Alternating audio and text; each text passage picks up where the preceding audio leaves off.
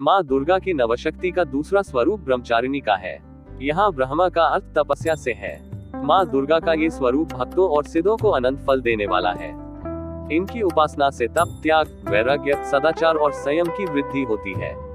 ब्रह्मचारिणी का अर्थ तप की चारिणी यानी तप का आचरण करने वाली। देवी का ये रूप पूर्ण ज्योतिर्मय और अत्यंत भव्य है। इस देवी के दाएं हाथ में जप की माला है और बाएं हाथ में ये कमंडल धारण किए हैं। पूर्व जन्म में इस देवी ने हिमालय के घर पुत्री रूप में जन्म लिया था और नारद जी के उपदेश से भगवान शंकर को पति रूप में प्राप्त करने के लिए घोर तपस्या की थी। इस कठिन तपस्या के कारण इन्हें तपश्चारिणी अर्थात ब्रह्मचारिणी नाम से अभिहित किया गया।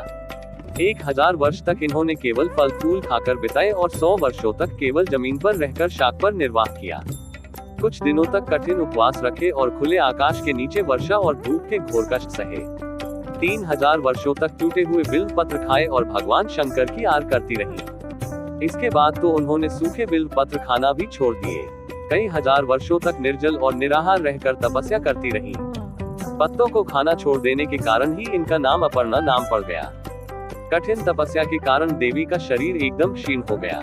देवता, ऋषि, सिद्धगण, मुनि सभी ने ब्रह्मचारिणी की तपस्या को अभूतपूर्व पुण्य कृत्य बताया, सराहना की और कहा, हे देवी, आज तक किसी ने इस तरह की कठोर तपस्या नहीं की। ये तुम्ही से ही संभव थी। तुम्हारी मनोकामना परिपूर्ण होगी और भगवान चंद्रमौली शिव जी तुम्हें पति रूप में प्राप्त होंगे।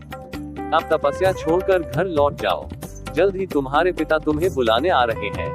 इस देवी की कथा का सार यह है कि जीवन के कठिन संघर्षों में भी मन विचलित नहीं होना चाहिए। माँ ब्रह्मचारिणी देवी की कृपा से सर्व सिद्धि प्राप्त होती है। दुर्गा पूजा के दूसरे दिन देवी के इसी स्वरूप की उपासना की जाती है।